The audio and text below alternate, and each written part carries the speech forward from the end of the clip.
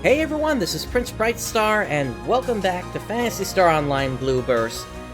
So with the defeat of the dragon last time, we now have a new area available to us here, so let's go ahead and create a new game here. And we are going to make our way over to Principal Tyrell, and specifically Momoka, so we can start up the 2-1 government quest.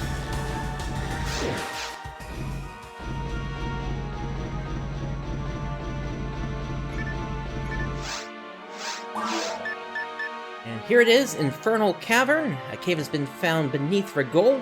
Go and investigate.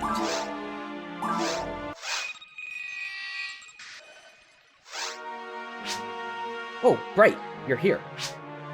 I'm very glad that you've come. It was just reported to me that a series of caves was found on Regol. Of course, Pioneer 1 had never mentioned these in any of their reports. We still cannot get into the central dome itself, so we're at an impasse. Our only choice is to send search teams down into those caverns. Perhaps we may even find survivors from Pioneer 1 in there. Please, I would like you to join the search team, if you would. My secretary Irene has the details. Please speak to her. I'm counting on you. Allow me to explain the details of this next mission. Orders are to check out the caverns discovered beneath Regol's surface. We don't know where or how far they lead, so please investigate. A teleporter has been set to take you to the cavern's entrance. You can get there directly from the city now. Unfortunately, we know next to nothing about what's down there. Please be extremely careful. That is all. Good luck. Alright, so let us make our way down to the caves.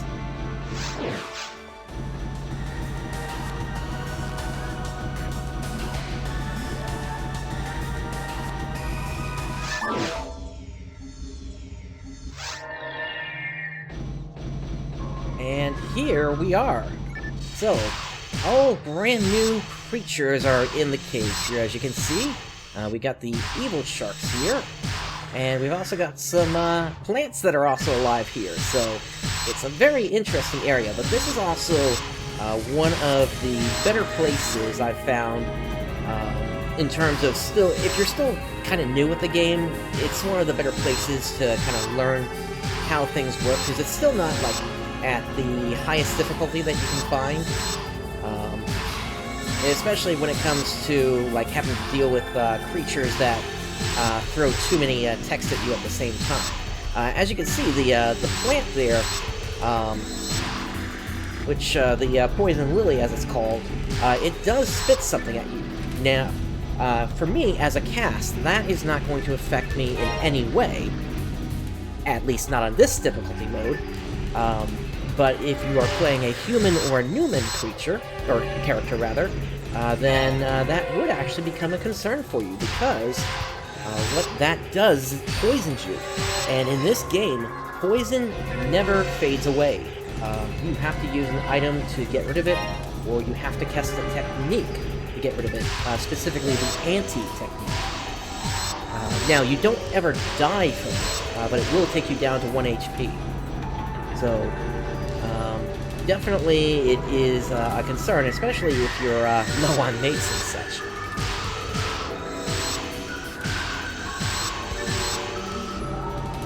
Now, there is another ability that you can find that affects you if you're playing one of those characters as well, which basically paralyzes your character. It's been such a long time since I've played one of those characters in this game that I'm not entirely sure if that particular status effect will go away over time. But if not, there are anti-paralysis items that you can buy, as well as the Soul Atomizer, which is what I've got linked to my number 7 item down there. And that basically removes all status effects. Okay, so now we're starting to get to some of the harder creatures this here is a nano dragon, so not as big as the one that we fought last time. But if you're not watching out, they can be kind of annoying, and especially if you're playing a hunter character and you don't happen to have a gun on you. They will basically take 1 or 2 hits from you, and then they'll just fly away. And just go across the room to somewhere else, and then basically you're just kind of chasing them all over the place. Let me see if I can actually make that happen here. There were some changes I remember being made to the government quests in terms of how the enemy AI worked. But it's been so long that I can't really remember specifics about it. But it made fighting some of them a little more tolerable. Alright, so we do have an antidote here, so let me go ahead and feed my mag again.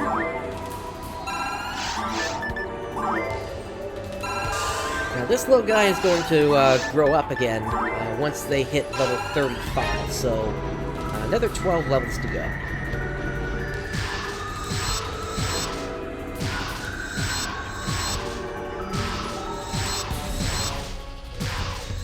And the thing that I love about this game as well is just with the patches that have come out since its official release ended, such as with the widescreen version I'm using here. It just looks a lot, or rather, the graphics have really held up in time here. I mean, sure, you can still see where they're really old textures from the Dreamcast era, but at the same time, the area itself still looks very reasonable. Let's see what Rico has to say here. Wow, this cave is a treasure trove of discoveries. Creatures that have never been seen by people, completely unknown animals. They look like mutant forms of the native animals. Perhaps the government has kept this a secret? It's possible, but for what purpose? Alright, so, that door over there was locked, so we're gonna head in here instead.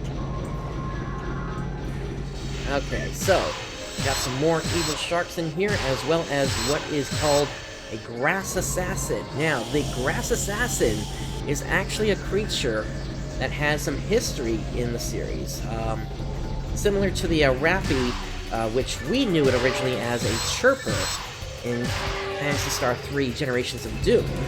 The grass assassin made its original appearance in Phantasy Star 2, and then it also made another appearance in Phantasy Star End of the Millennium.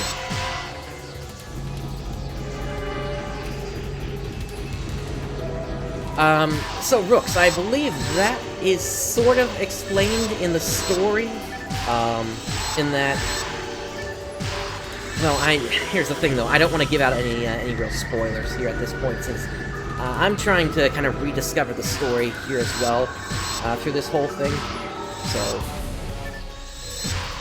But there is a reason why all these doors are here. Now, one of the really nice, I don't know how you want to say it, kind of cute additions or respectable additions that they made to the game is whenever you take out a grass assassin, all of its young children kind of run away like that. So, so it's just a nice little touch that SEGA added to the game. So there we go. So that ability that just went on my screen there, that was the paralysis ability. And had I been a human or a Newman character, I would now be unable to attack.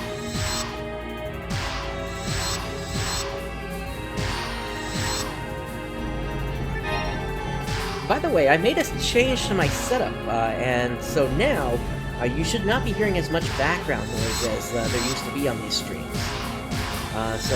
Or at least I'm hoping it's working correctly at this point here.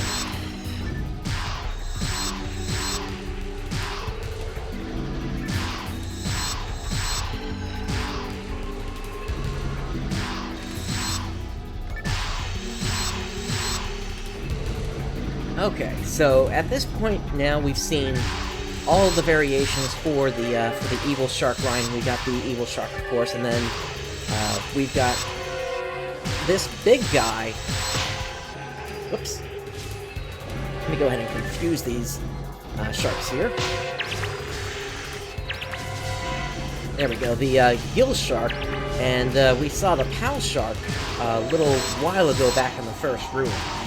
That was the kind of purplish one.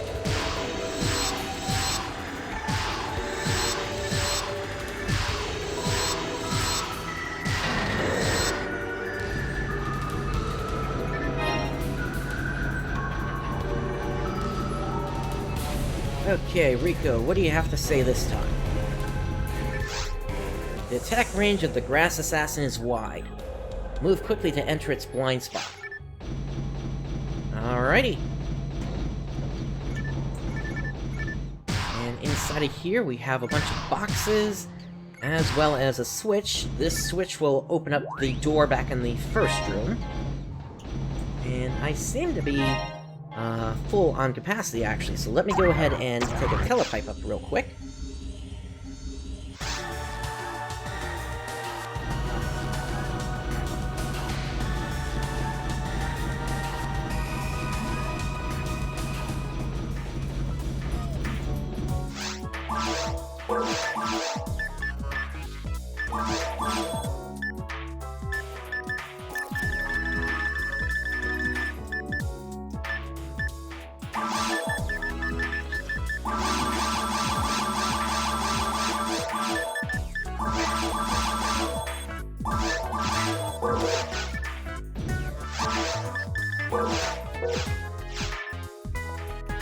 And let me go ahead and feed my mag as well here, since we're up here.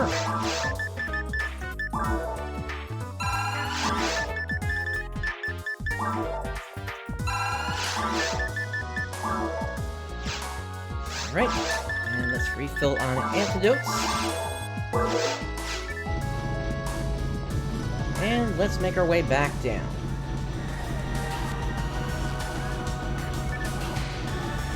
Actually, let me also drop off this die grinder we got last time. Come on, there we go.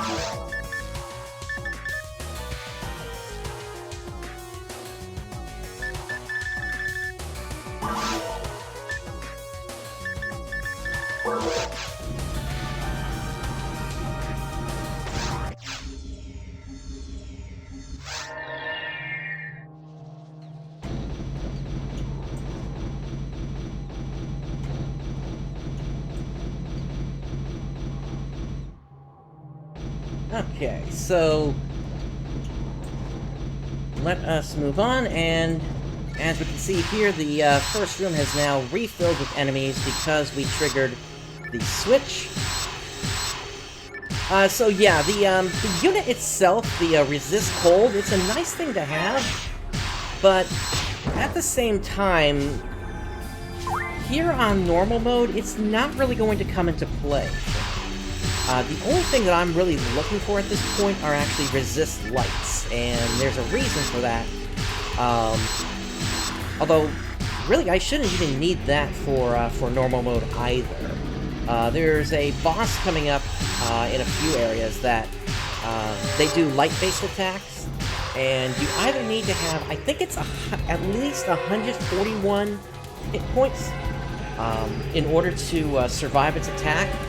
And then, once we get into hard mode, that's when you really need to have either light resists or you need to have enough HP to survive. And this thing right here, this was kind of one of the traps that got added into the game here. That's, I don't know, I never really understood the purpose of this thing. Maybe it's just to release steam, or maybe it actually is a trap, but basically, you step under that as it's going down, it's going to crush you.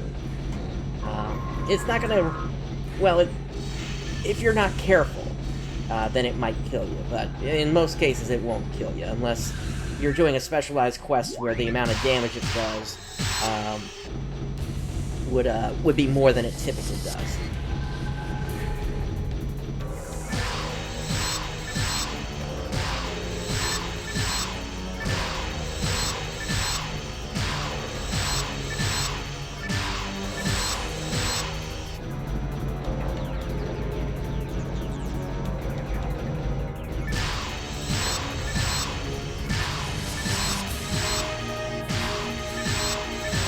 I guess it could have had that purpose, except the logic kind of breaks down, at least in the sense of the game itself, once you learn kind of the door trick that essentially lets you reset all the monsters. But I suppose in universe that explanation might make some sense.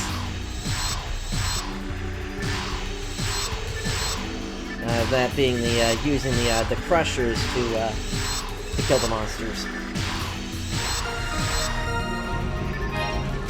But then again, these guys weren't here originally, and that is something that will be brought up in the story sometime in the future. Definitely not today. It's we're at least one area away before that part of things comes into play.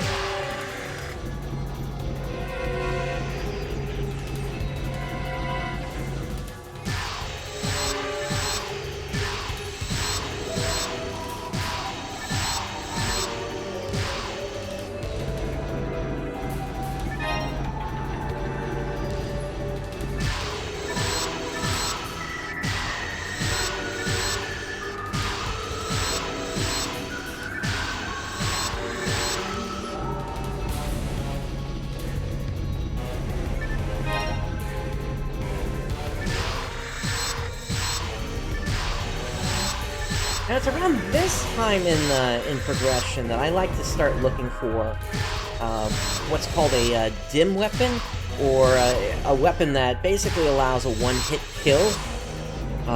Just because now we're starting to get to the point where enemy HP is starting to climb up a bit.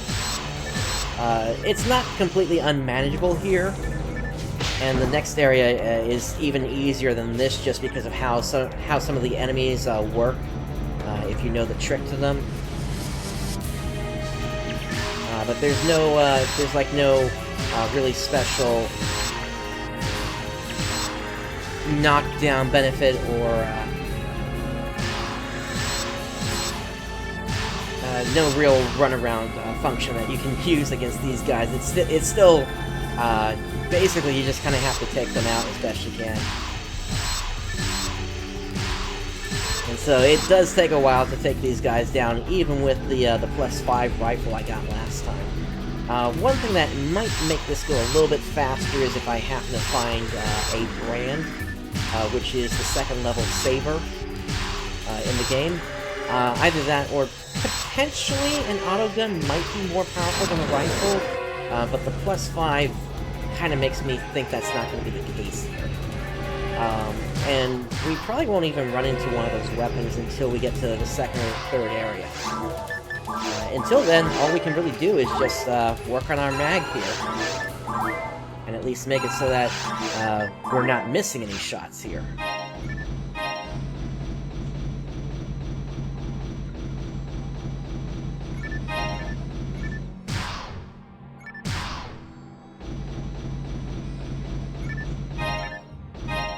Oh hey, Digger HP. That's actually a really nice thing to find here. So, we will drop that in, and that gives me an extra 10 HP to work with now.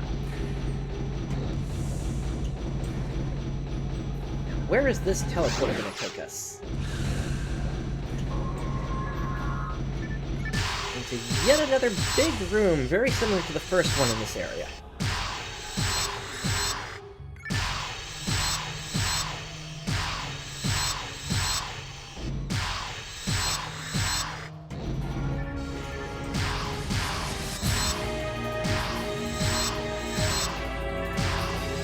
Yeah, so as you can see, we're pretty much outranging the Nano Dragon over there. So as it walks around, it's actually going out of our field of view. And one of the really cool things, like I've mentioned before, is as a ranger, you can pretty much outrange any enemy for the most part. And so this is where he's kind of flying around, and this is why you kind of want to have a ranged weapon, so that you can basically keep him up in the air like that, and he'll basically never be able to attack you. But at the same time, if you're this far away from them, they really don't even get a shot at taking you out.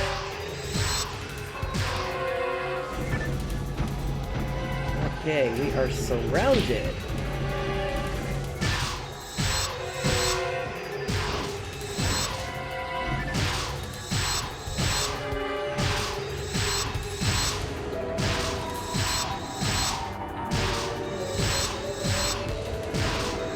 One thing I never really did understand about this game is how enemy shadows somehow end up on the ceiling like that.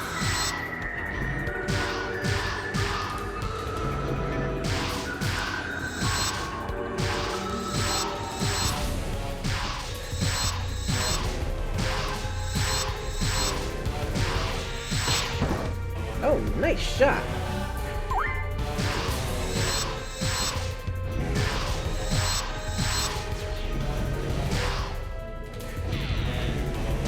As you can see, they got two attacks here. One is this large laser beam, and then another that's kind of like that curveball attack there.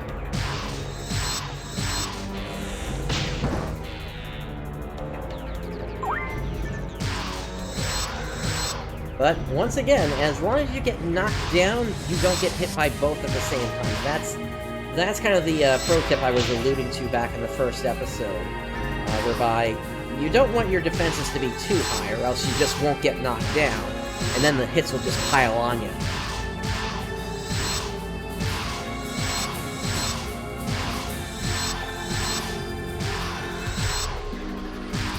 Okay. One more group here. Actually, I think that Nano Dragon is left over from the last group.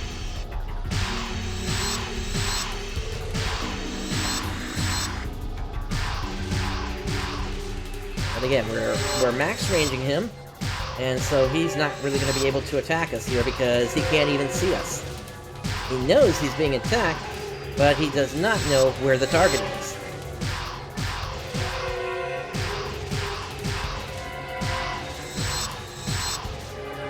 Ah, looked like he saw me for a moment there.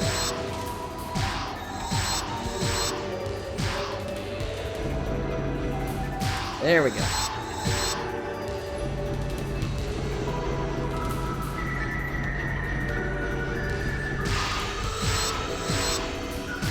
And of course, textures like the lava flow over here, this is starting to show its age a little bit. But at the same time, it's still... the game itself still holds up very well, despite it originally being for on TV screens back when they were just CRT units. Let's try to do an AoE burst here.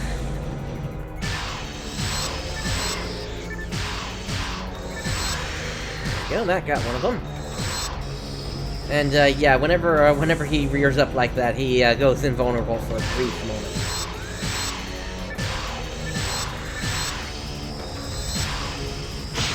And of course, he has a pretty mean charge there.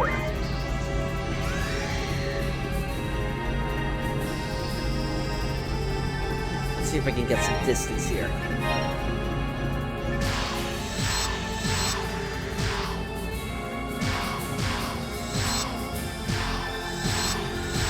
There we go, that's the final shot. We just have the poison lilies left.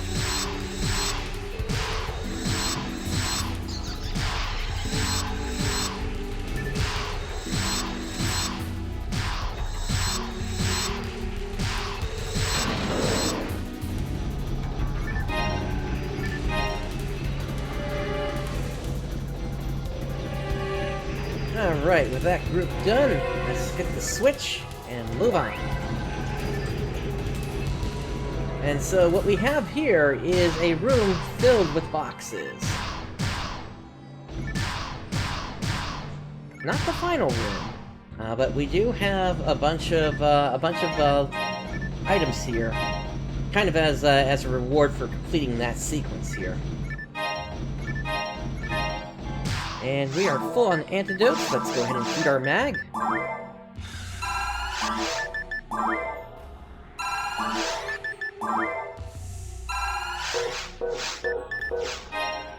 Okay. Hit the switch, and the laser fence is gone. Now at this point, we're starting to see traps in the sky here, and so I knew that they were there because I'm a cast, but if you don't have a cast character, then you would need to use what's called a trap search, or a trap vision, rather. that would let you see those as well, but they only last for, I believe it's one area, and then you have to use another.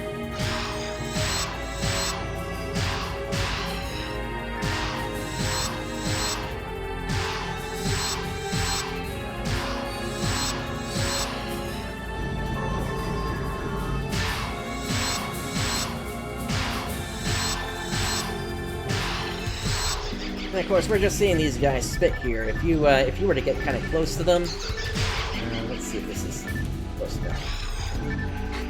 There we go. So they'll also try to bite you as well.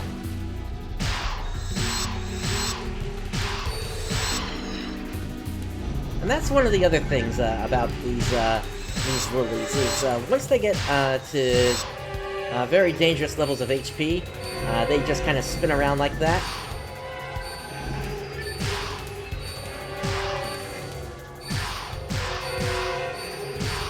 And then they get faster and faster, and they die. And they spit out a cloud of... I think that's instant death even on this one. So definitely want to watch where you are.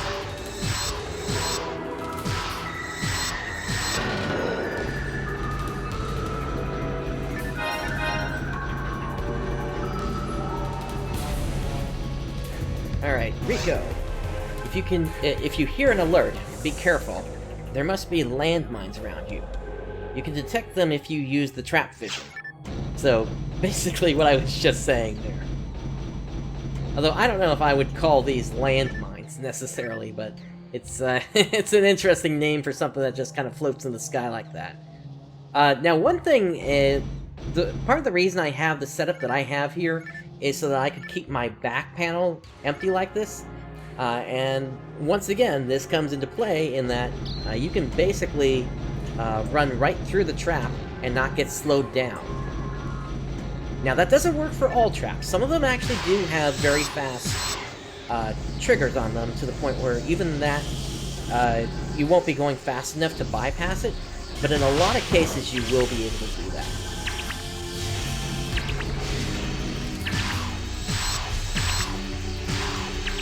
But once again, you need to have your panel set up in a certain way. Okay, so this is another ability that the Grass Assassin has. It basically makes it so that you can no longer move. It's only a temporary effect, and it only works if they basically web up your feet. But luckily, in most cases, if the enemy is right in front of you, you'll still be able to attack it even though you can't move. Okay, looks like our mag is ready here. So, given that this group is partially done already, I'm going to go ahead and finish this off, and then I'll use it on the next one for the Photon Blast. Yes, the start menu would also do that for you as well. It doesn't work for me because I'm set up using a keyboard here, but if you're on a controller, it should still technically work, even in this version.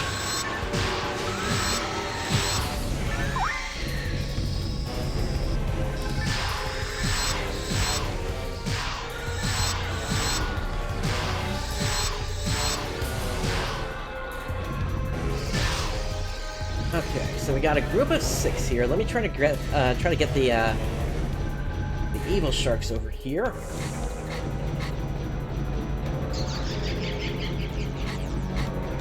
Yeah, these these lilies also have that nice little laugh whenever they think they got you with poison.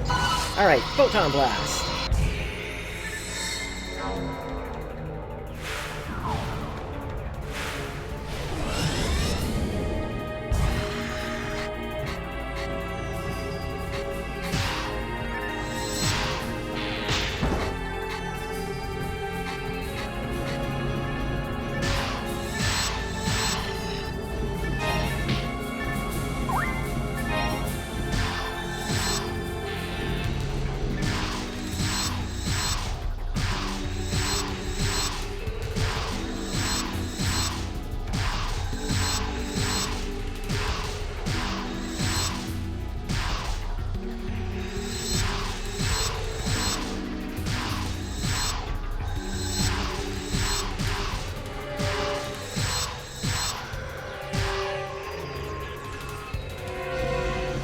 Okay, so that finishes off that group. I think we got one more to deal with here.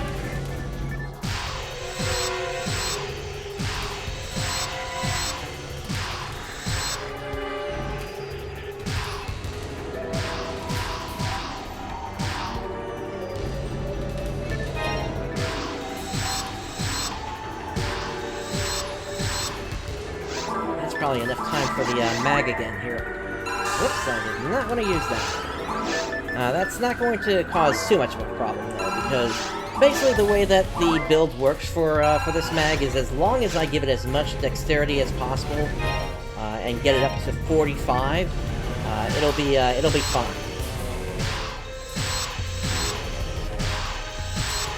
And I do plan to eventually switch over to power after that.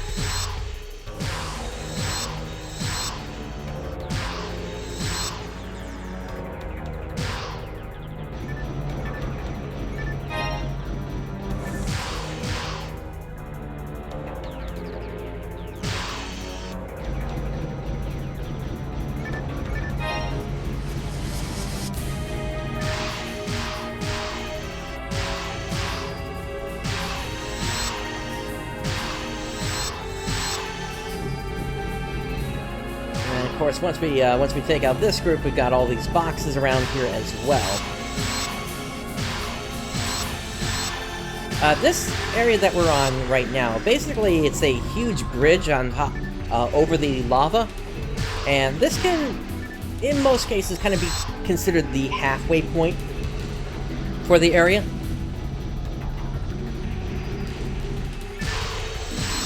And there's one just like it in the second area as well.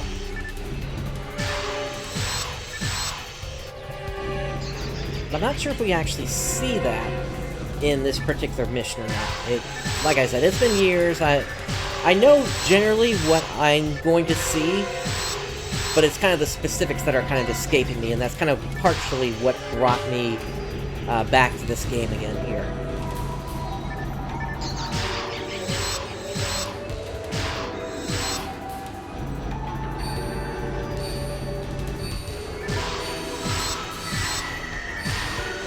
While that guy is spinning away, we'll go ahead and finish off the other sharks.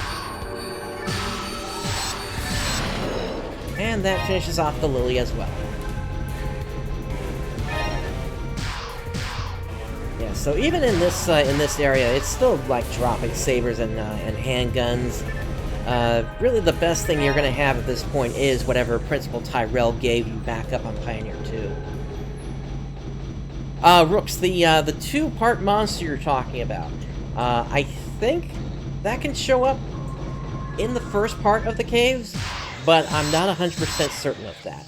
I know for a fact it will show up in the last part of the caves, though. And I know exactly which one you're talking about. It's the one that basically takes forever to kill when it's together.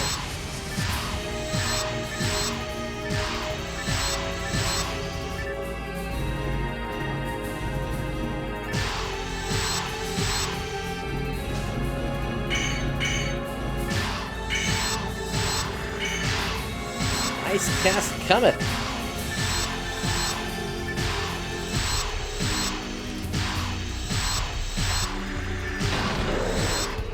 Okay, so what we have here is a door that's actually controlled by 4 switches here. But we can only open this if there are 4 players here. That was one of the complications of being online, and there is the distinct possibility that we could run across a map at some point where I'm unable to proceed, because even 2 switch doors will require 2 players. If something like that were to happen, though, I do have a way to kind of get around that.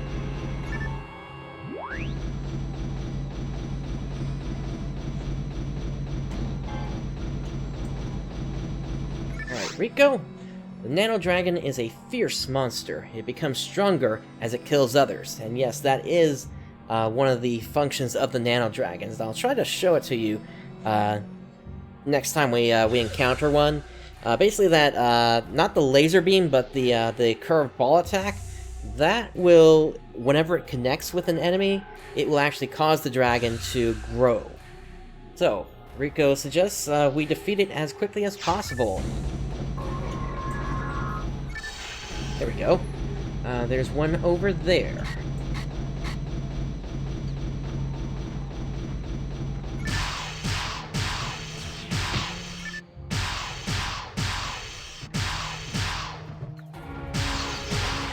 Okay, so I think it was the killing blow that it needs to be to actually get it. I think that's close enough. Let's see. There we go. So it'll scream, and now the little guy is a little bit bigger.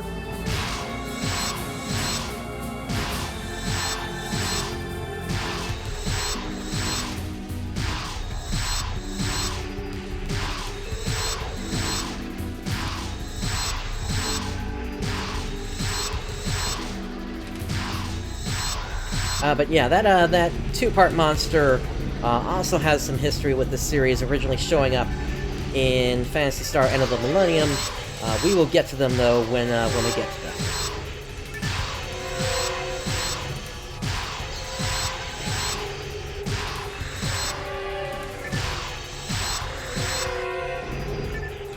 I just love these lilies here.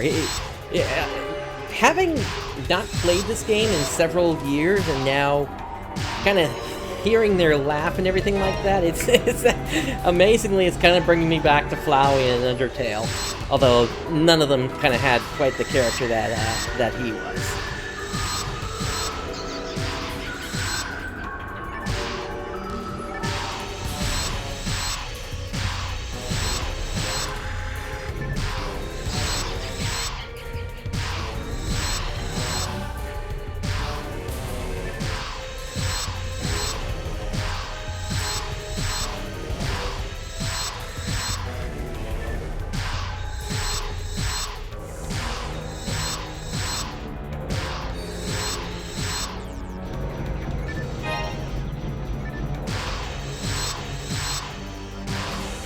Again, these moon atomizers, they really aren't going to do much for me, since I'm playing solo here. They're basically used just for reviving other party members. And when you're dealing with a quest, and you've got a party member with you, typically the quest is going to fail if that party member happens to go down. So, definitely not going to let that happen. Instead, even casts have a healing item that will heal other players, and that is the Star Atomizer, which is what I've got mapped to my number 5 button there. And it basically does an AoE heal that restores all HP. This was something that...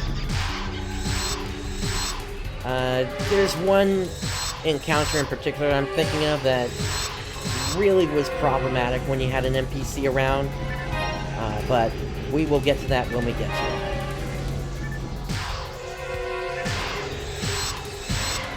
And this room just seems to be doing a review of all the monsters we've seen in this area.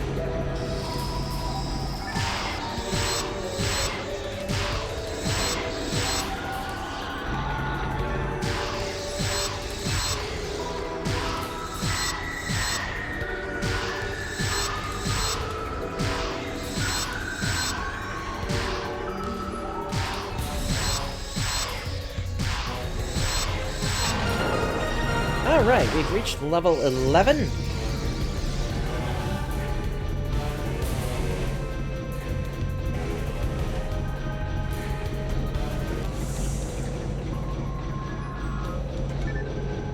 So we got a poison lily over here, as well as a poison lily across the lava. Now, we can't get across it, but we can certainly still take out the lily.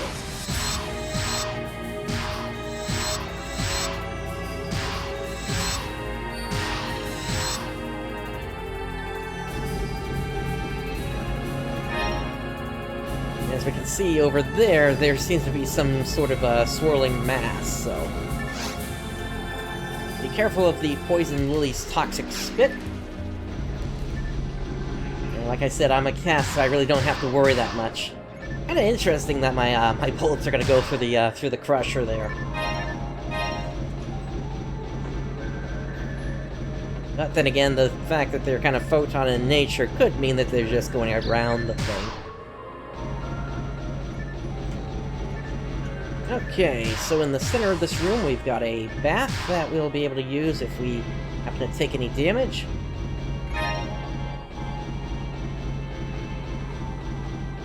Okay, and this room over here only has one switch to get inside, so we'll go ahead and hit that.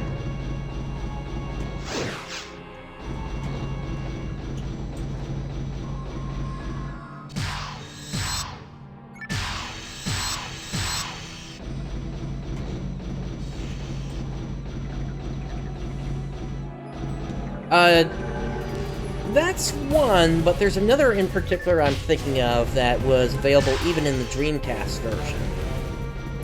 Seed of the Heart was a post-release episode 1 and 2 mission, which kind of expanded on the story and also opened up 2 new areas in the game that, sadly, you could never play in regular play. You had to open them through the quests to actually encounter the creatures in there.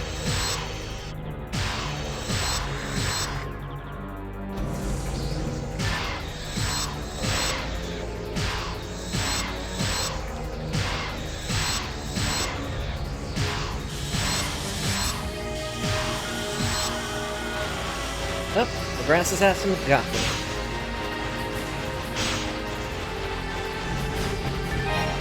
The thing is, I don't think that's a status effect that's applied to you. I think that's actually something that is just it basically just locks your character in place. I don't believe a soul atomizer will fix that.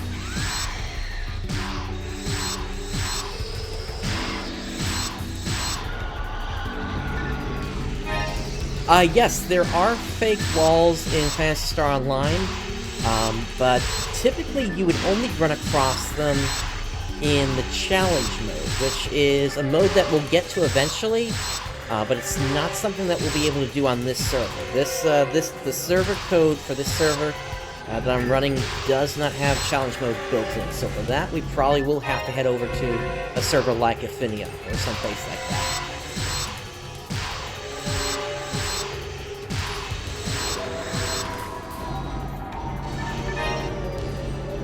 The same thing was, there were also fake walls in Phantasy Star Universe as well, but once again, they were typically not shown in regular gameplay and were typically hidden behind special missions like the maximum attack missions and such like that.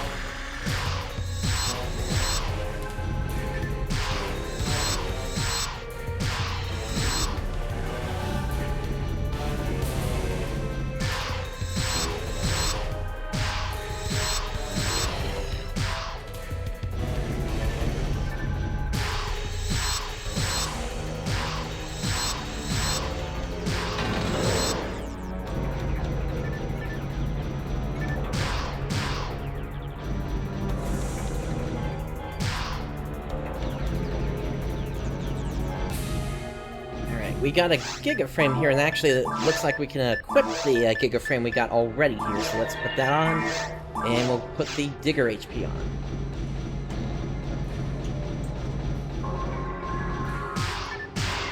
And it appears we've ended up in the place where we saw that swirling mass before, so we'll be able to check that out in just a moment here.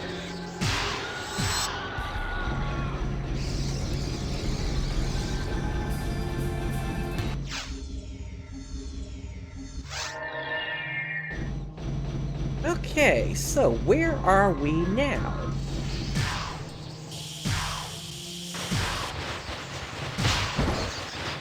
Unfortunately, I did not get the angle I was looking for there.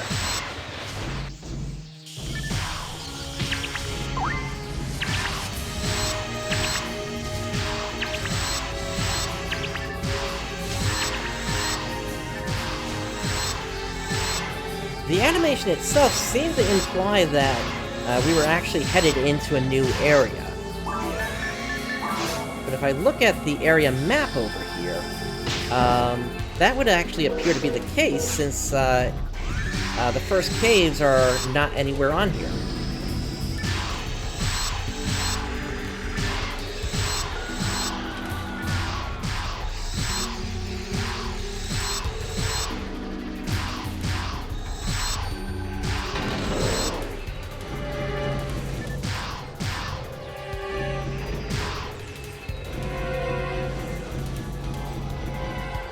Oh hey, we're finding some brands. Okay, so in that case, let's do the following. I'm gonna drop this armor and this saber here. Let's pick up these two brands. And let me also check what's over in these boxes here. Just some Maceta, it looks like. And let's go ahead and telepipe up to Pioneer 2 now. And what we're going to do is we're going to do some selling of what's in our item pack, and then we're going to take a look at another feature in here. So I think with the 2 slots we can go ahead and get rid of this one at this point.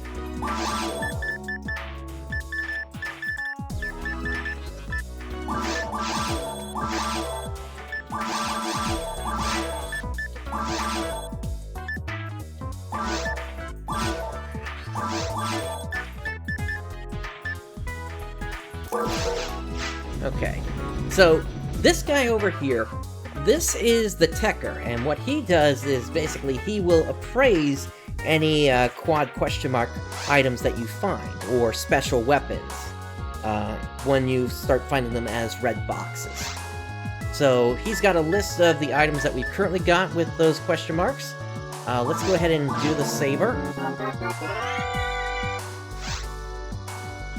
And so basically, this guy appraises the weapon and will give you an indication of how strong the weapon is. And when there's a percentage attached to it, he will also say, okay, this weapon has such attributes on it. Now, in this particular case, what's happened here is this weapon started as a plus 5% to Altered Beast, but because he didn't appraise it very well, he actually lowered that to a -5, and this is one of the only... actually, no, I think this is the only way outside of having, like, a GM give you one, to basically get a negative percentage weapon. In the original Dreamcast version, you would run across this, but not in Blueburst. That was, I think that was actually removed back in the GameCube Xbox era. But that's fine here, because we're just going to sell that anyway.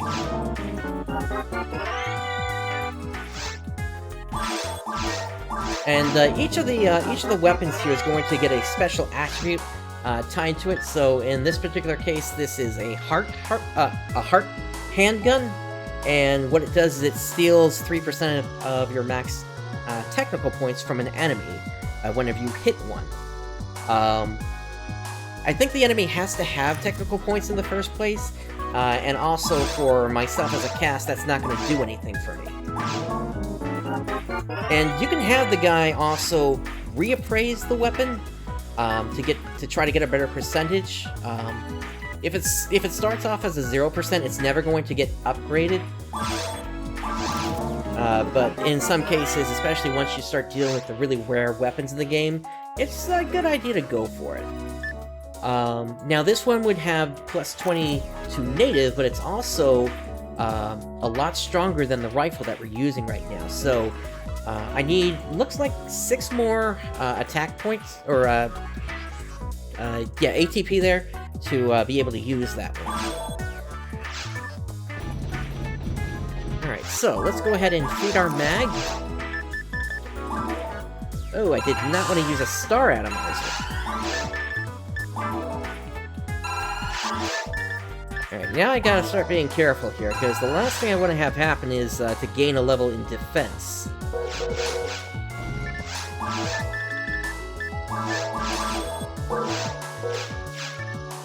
While we're here, let me check this guy. Yeah, it's still not selling anything that's going to be really useful for me at this point. He does have a dim saber.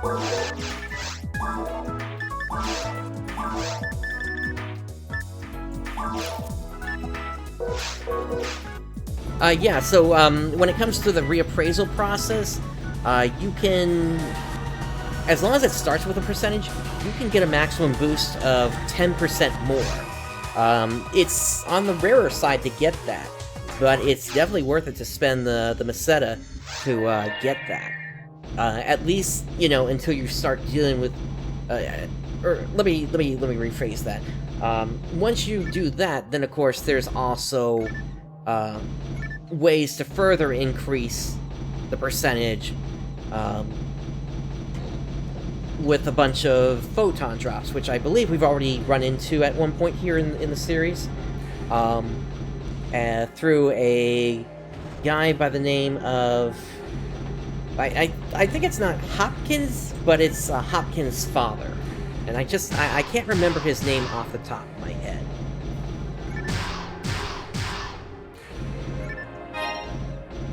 But it looks like we have reached the end of the area. Let's scoop up all the items.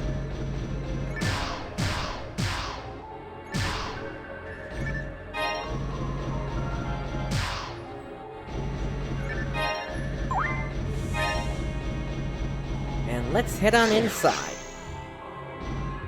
And as we can see, the whole area is dark here. But do not worry, if you've learned how to use your radar by now, you should not have any trouble.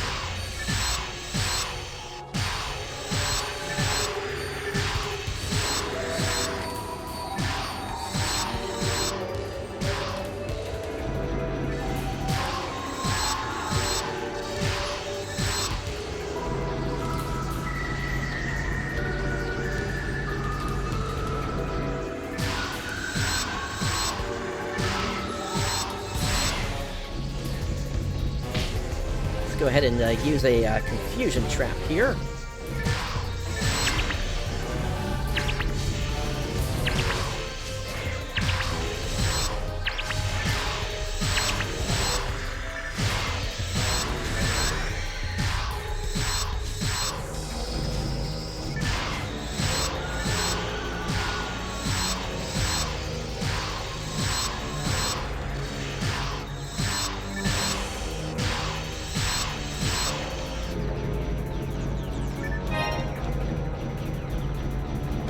Okay, the dagger that we just picked up, that is actually a weapon that is specific to the Hunter class.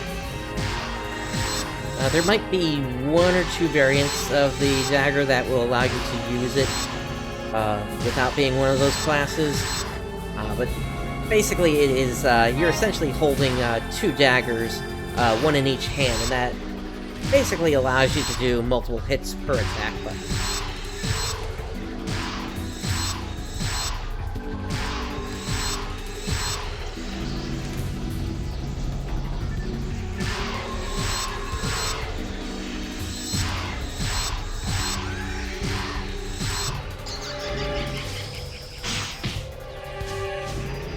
Starting to get surrounded here.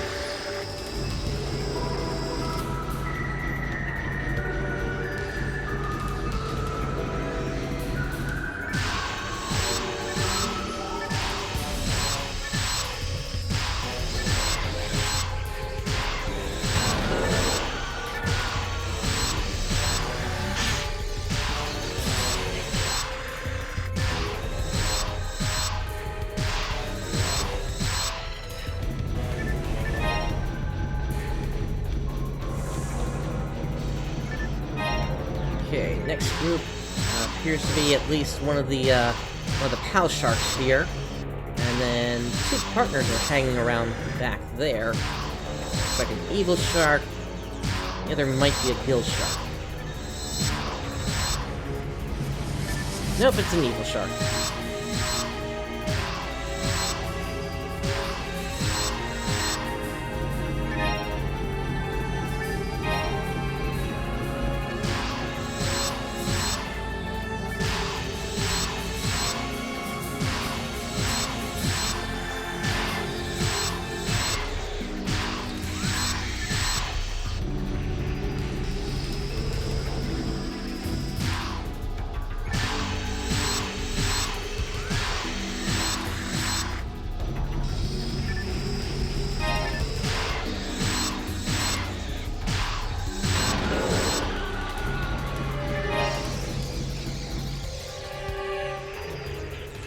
Alright. Next group is... looks like there's a nano dragon over there.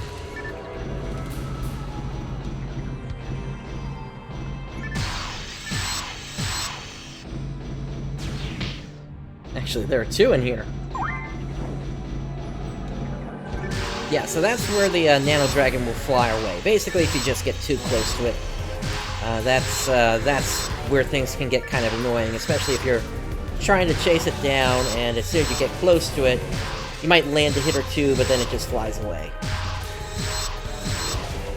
That's where having a long-range weapon really is very nice to have, especially at this point. And really, with all the drops I've gotten, there's no reason you shouldn't have gotten one by now. So we just picked up an auto gun. Let me see how much stronger that is, if it even is stronger. Slightly. And it also does have a 10% boost, so I'll go ahead and equip that now. Now, the thing is that this has not been appraised yet, so if I use the extra attack here, which is the red button here, it's always going to miss. And that's because, basically, your character doesn't know what it does. You might call it cowardly. I would actually call it kind of smart. One thing I never understood about dragons in RPGs is, sure, they may come in flying, but then as soon as they encounter the party, they just land. Why would you not, just stay up in the sky where basically only the ranger is the only thing that you have to worry about? You don't have to worry about the melee attacker and things like that. Because you can basically just nuke them from the sky and, well, they're done.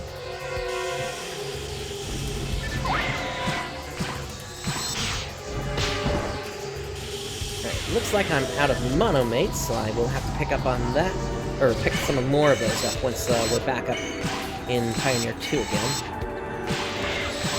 I suppose there's that factor, but at the same time, well, okay, I'm trying to be meta here. In a game, it really doesn't make any sense. And I know of at least one DM that in Dungeons & Dragons that would actually make a dragon just kind of stay up in the sky like that.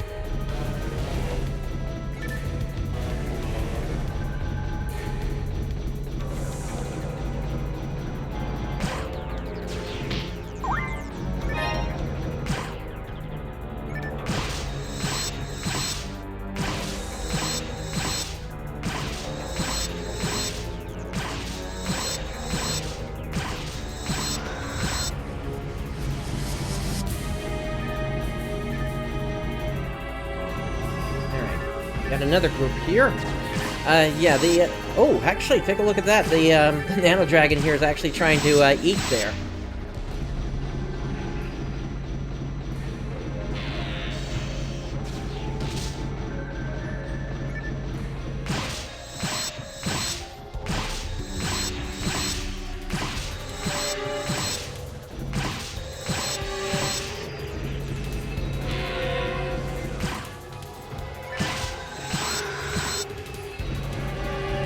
That takes care of one of them.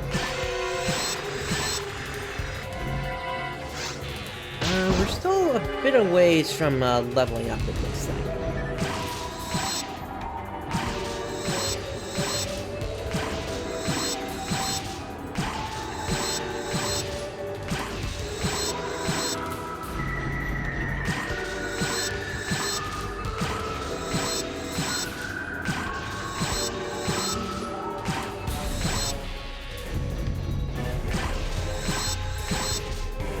I liken it more to maybe not 60 to 100 miles per hour, more kind of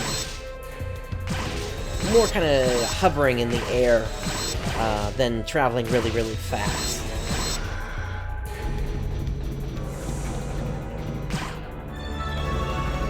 Okay, it looks like that finishes things up.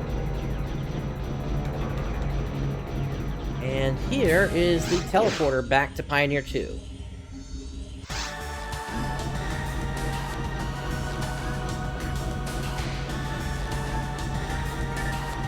before we do anything, let's go ahead and make our way over to the shop.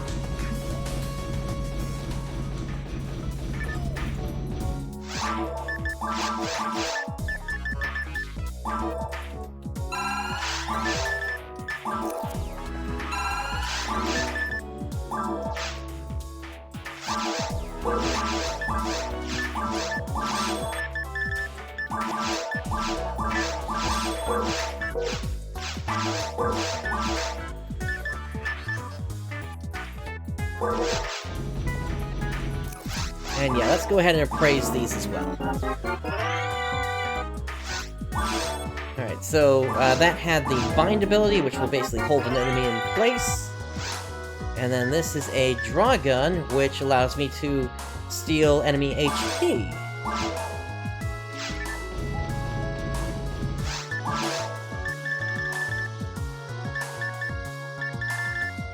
Now I'll hang on to the rifle for at least a little while here.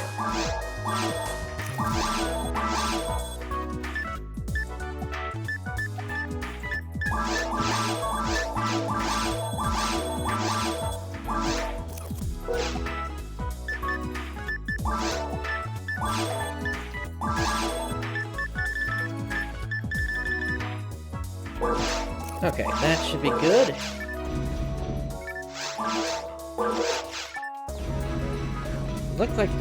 Looked like they had some new armor there, but not what I'm really looking for.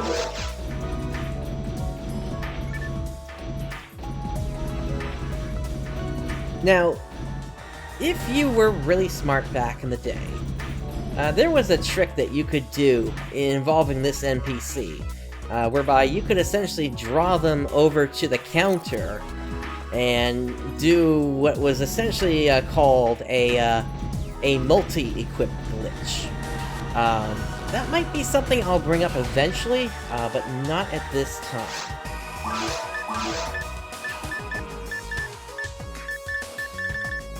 Let's put... I'll put that one in there, and... definitely the defense material. Alright, let's make our way up to the principal.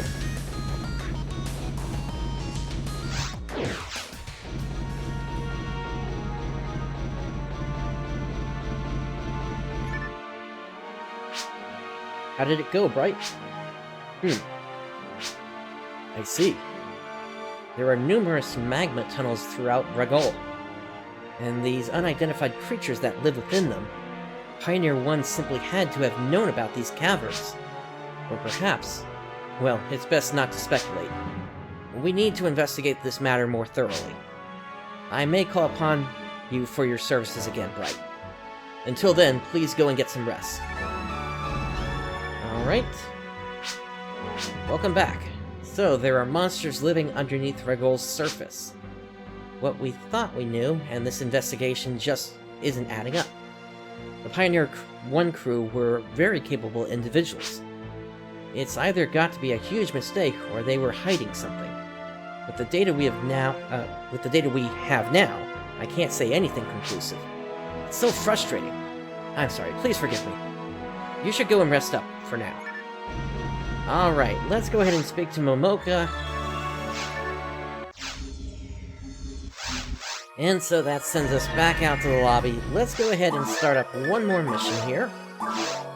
And just for reference, that mission basically lasted about an hour. And for longtime veterans of this game, we would just call that a warm-up. Sessions for this game, way back in the day, could go for 4 to 6, sometimes even 8 hours. So it's definitely a very long game, but at the same time, very well worth the community. So let's take a look at the side stories we got here. Looks like we've got one more over here, and then there's a new set down here. These are quests we're going to look at in the future. I want to take a look at the value of money. So, Giselle's wife. I want my husband to stop wasting money. He buys too many weapons.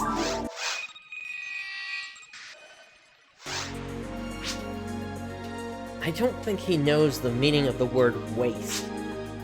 He buys weapons without a second thought. He could buy much better weapons earlier if he saved his money, right? He'll listen to you since you're also a hunter. Convince him. Alright. And so now we are looking for them. They are going to actually be over by the shop.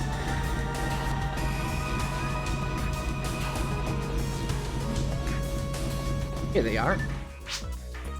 What? Who are you? An errand for my wife? I'm buying weapons too often? Shut up.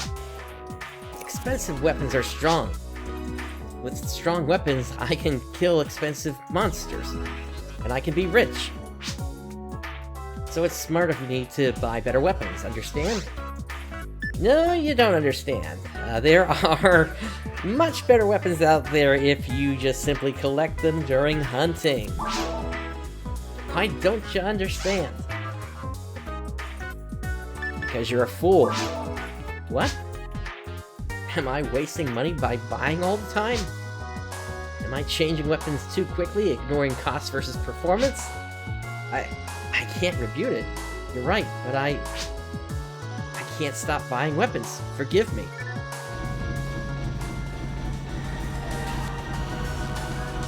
Alright, so let us go ahead and speak to his wife.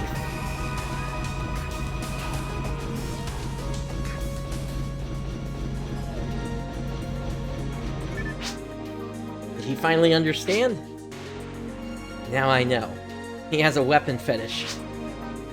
But we can't afford to waste money to keep him happy all the time.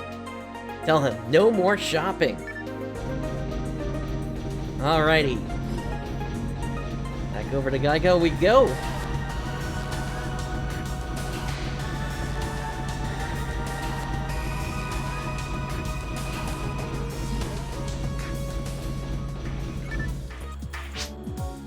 Weapon fetish? Yes, I am. Look at this luster. Beautiful, I love it. New weapons are so beautiful and shiny. I love buying them. What? No more shopping? It's too cruel. It was my only...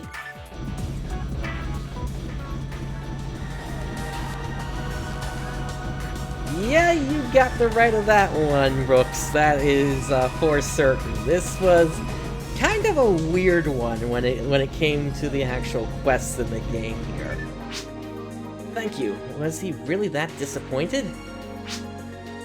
I'll allow him to buy weapons later.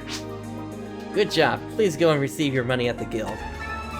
Yeah, I never really understood the whole idea of it. I think SEGA was trying to make a statement about really, you're not going to find the strongest weapon up on the ship. Hey, ads. Alright, so let's go ahead and create one more game here. And we're starting this under normal mode, and what I want to do here at this point is we're not going to start mission 2-2 just yet here. But I want to go over here to these quests here. So these quests are different from what was in solo mode. We've got event quests, we've got extermination quests, we've got retrieval, and we've got VR. All of these are quests that I have access to, and I do plan to go through quite a bunch of them, and one of them, the one that we're going to go through right now here, is the Endless Nightmare number 1. So we need to exterminate all monsters in the forest on Revolt. Monsters seem to be constantly regenerating in one area of the forest. Exterminate them.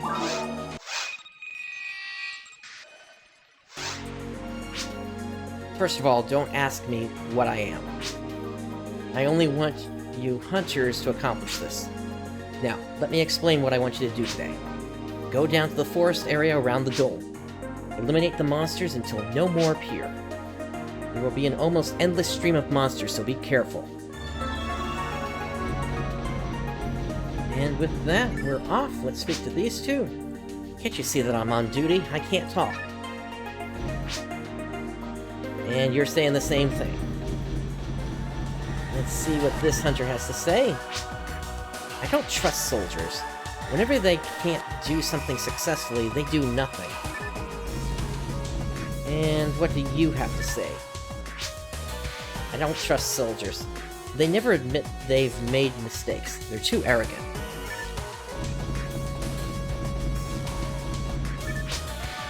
You, go to the shop and buy enough monomates before you leave. Believe me, you will have a tough fight very soon. So, yeah, and that's why I wanted to stock up on mates at the end of the last session. Or rather, the last quest. Now this takes us back into the forest.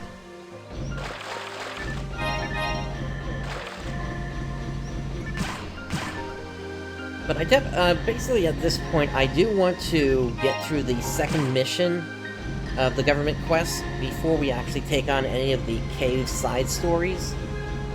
Just because we have not seen the second portion of the caves yet. I think all of them actually take place either in the second or the third area.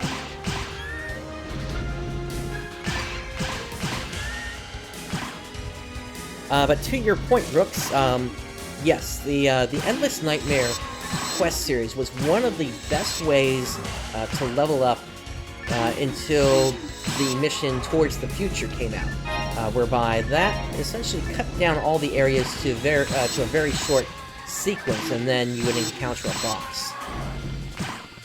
The only thing that really kind of came close to it, to these quests, was also the Lost Weapon series, which we also saw, and I will also be looking at that as well.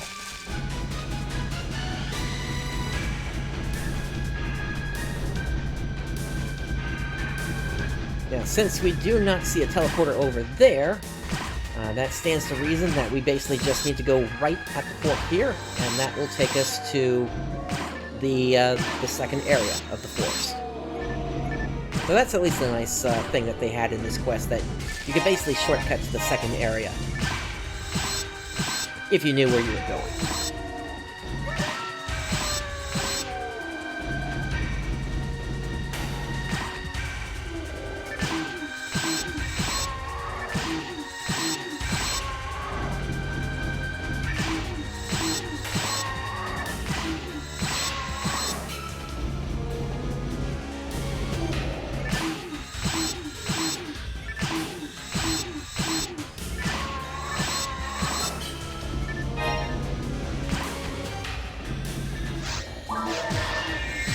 Go ahead and take these two out from a distance.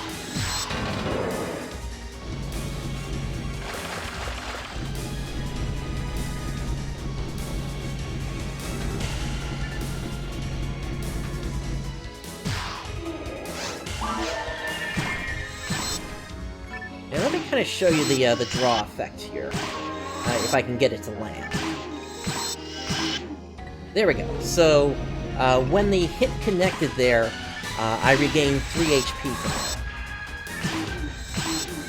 it. And of course, as I level up and as I get more HP, I will get more on the return from that. And one thing that not a lot of players know about is the fact that Q-Casts do not have the most HP in the game.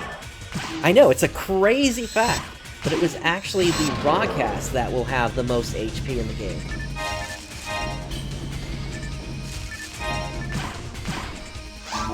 Alright, let's go ahead and feed our mag.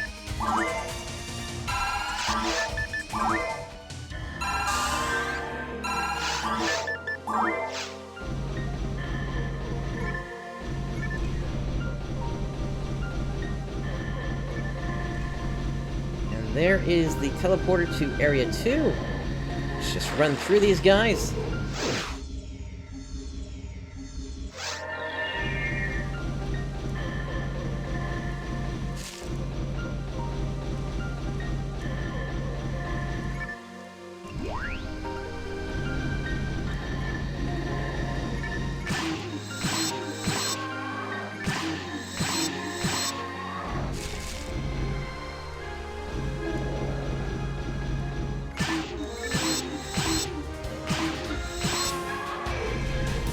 Yeah, but I don't know if Sega was using that kind of system in this here. I mean, frankly, I think the whole engine was built by Sega. So I don't know if they were using something like a D20 system or anything like that.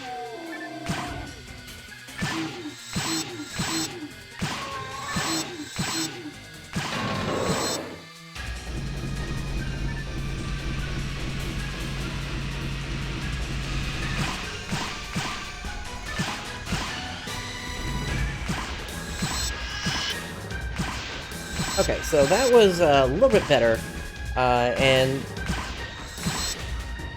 the thing about the percentages is that it's based on the enemy HP, and not your own. So it will restore more if the enemy just simply has a large HP pool. A whole collection of Giga Booma here.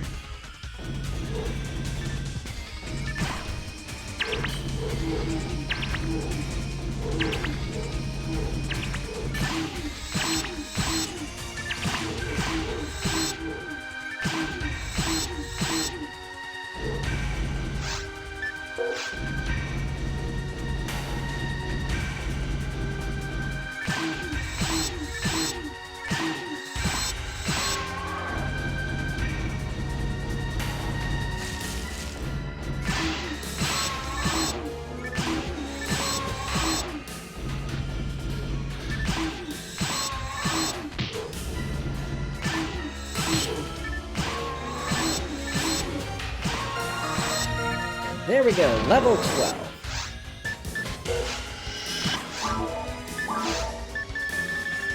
Now in terms of where we are here, we're off by 2 ATP.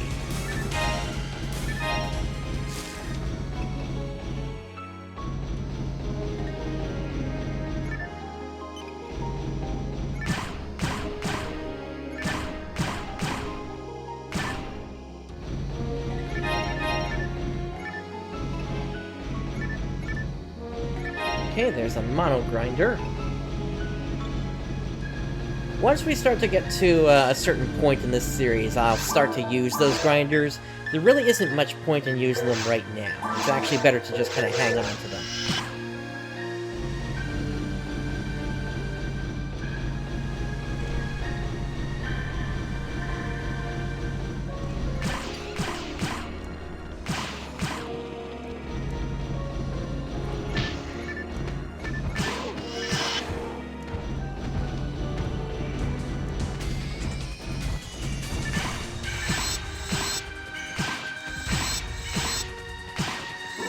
Oh yeah, no, definitely.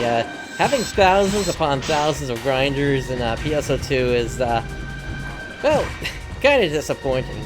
It's nice that they did finally figure out a way to, you know, get you to use more of them than with the old type system, but the new type system has also been around for several years now, I think, so... It's, I don't know, personally, I kind of liked the grinding system in this game because there was always just a maximum that you would reach. There was never really any risk associated with it. And that's especially true of when you switch from Phantasy Star Online to Phantasy Star Universe in its original iteration, whereby it was actually possible that if a grind failed, you would break the weapon and it would become unusable.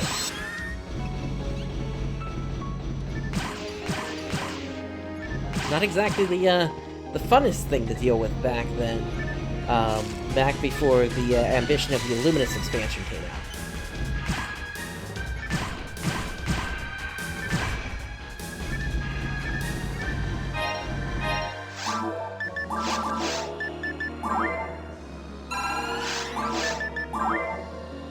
The best thing I found with old-type weapons in PSO2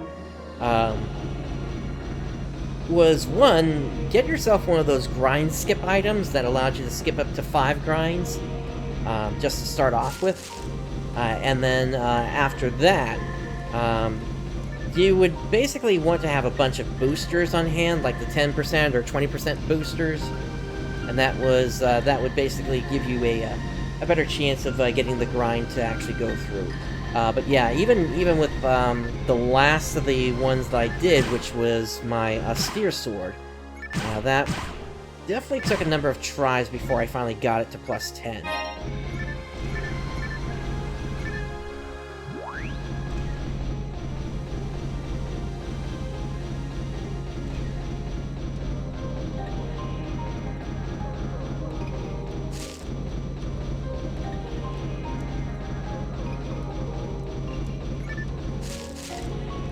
Alright, so this is open now. And as we can see here, we've got a bunch of boxes, as well as some Giga Booma popping up. Indeed, with Phantasy Star Online, it was possible to cause creatures to spawn based on a box being opened.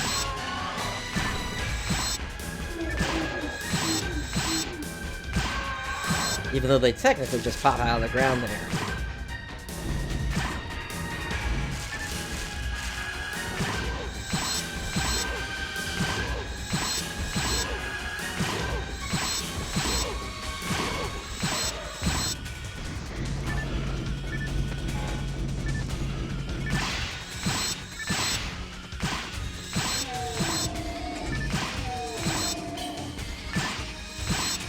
At least with the ambition of the Illuminous, grinds would not completely break the weapon, but there would still be some loss if you unfortunately did miss on a grind, and that you would never be able to get to the maximum potential grind ever again. And in fact, I don't think I ever really chanced it, even when it was like a super lucky day in that game. I would just, I think it's the max I ever grinded anything to there and then just stopped after was a plus 7. Just because I didn't want to risk it. And I did that even with my Spread Needle / G, which I got from a certain event, which I'll probably talk about in the future at some point. But for the moment, we have arrived at a warp point here in the Endless Nightmare 1 quest. And so this is basically going to take us into the final area. And as you can see, the camera has been positioned behind the character now. And this happens on any version, whether you're playing the Dreamcast version, GameCube rather, or the Xbox version, or here on Phantasy Star Online Blueburst. But there's a trick you can do. Telepipe. If you take a telepipe up to Pioneer 2, and then you go back down, ta-da! Your camera is fixed! Yeah, I don't know how SEGA managed to miss that one.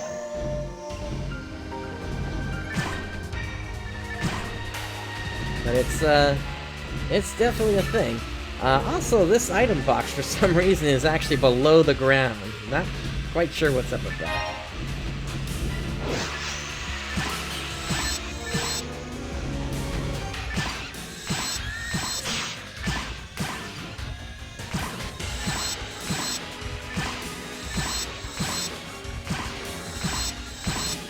Of course, the one thing that you do lose if you do have to do that is you do lose your photon blast percentage, so you might want to consider filling it up and using it before you head back up to Pioneer 2 to reset your camera.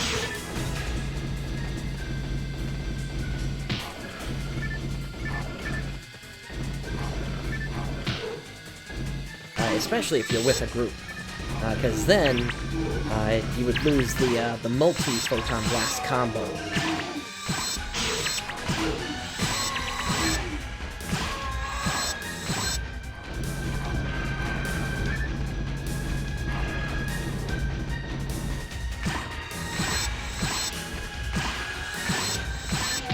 I don't know, if you look at Final Fantasy XIV, ever since, well, actually, yeah, ever since its original release, and even to this day,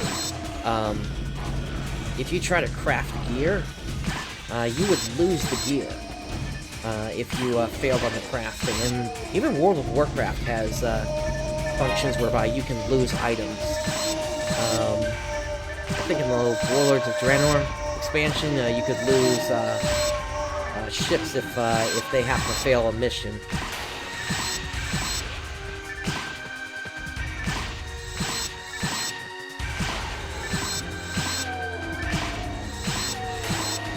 So it's not a completely unusual thing to see in a pay-to-play game, I guess, is what I'm trying to say.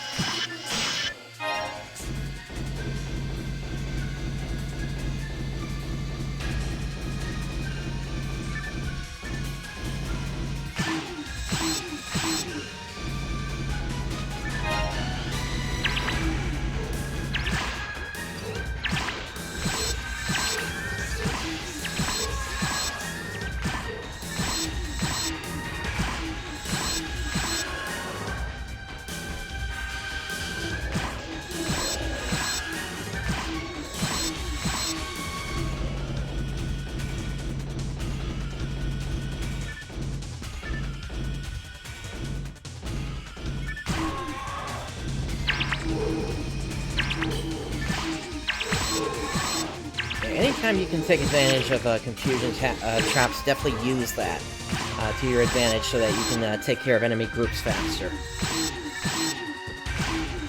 And one thing I'm basically waiting for at this point now is for my first real AoE weapon to come out and be available through drops, and I think that's going to be the Partisan, which I think starts dropping in the area after the caves.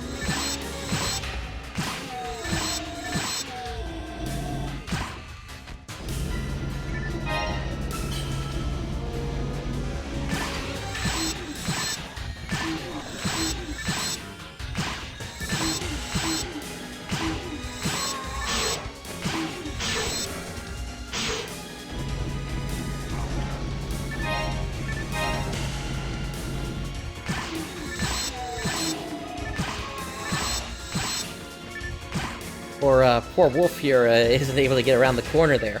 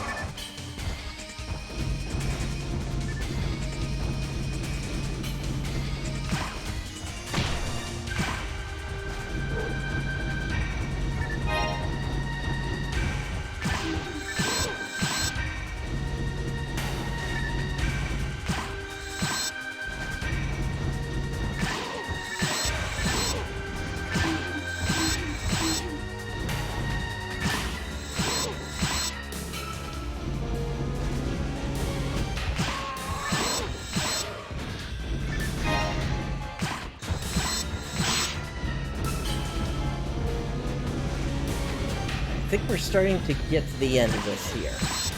So, as you're probably noticing, the government quests towards the end of those missions are also very similar in nature, just by the fact that you're going to get like a kind of an end area like this.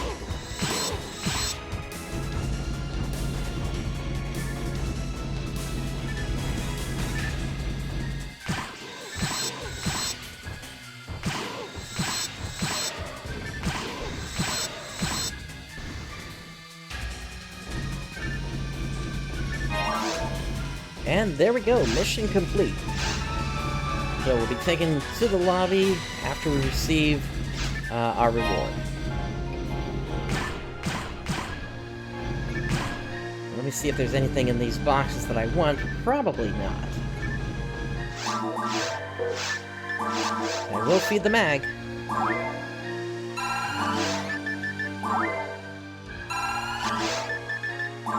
Oh, we are so close to it leveling up here.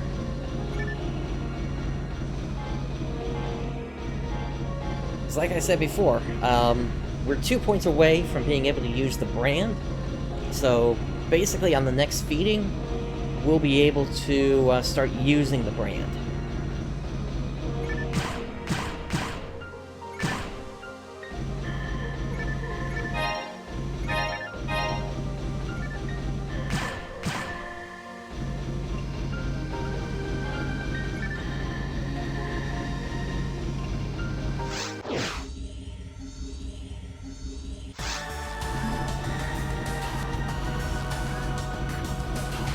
Let's visit the shop real quick, and we'll get rid of what we don't need.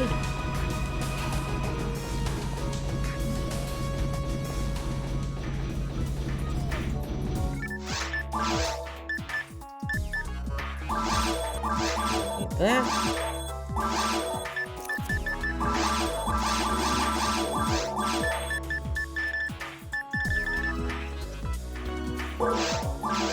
Okay, and let's buy some antidotes.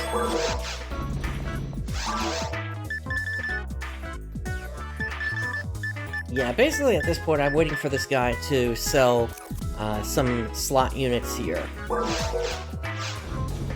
I think it's gonna start happening around level 18 or so, though. And nothing we need in here. Okay. Let's go ahead and deposit the grinder we found.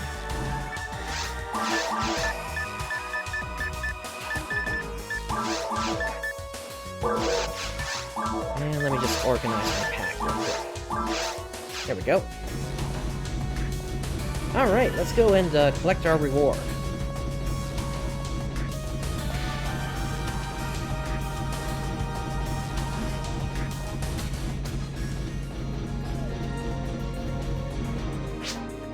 Well done. Go to the guild counter to get your reward. And we got 2,000 instead out of that. So yeah, if you're just looking for a grinding quest, that is going to be one of the staples you would use, at least up until the point where Towards the Future came out. But nowadays it's pretty much Towards the Future or bust. But anyway, we have completed one of the government quests today, helped a guy get over his apparent weapon fetish, and took care of one of the endless nightmare quests.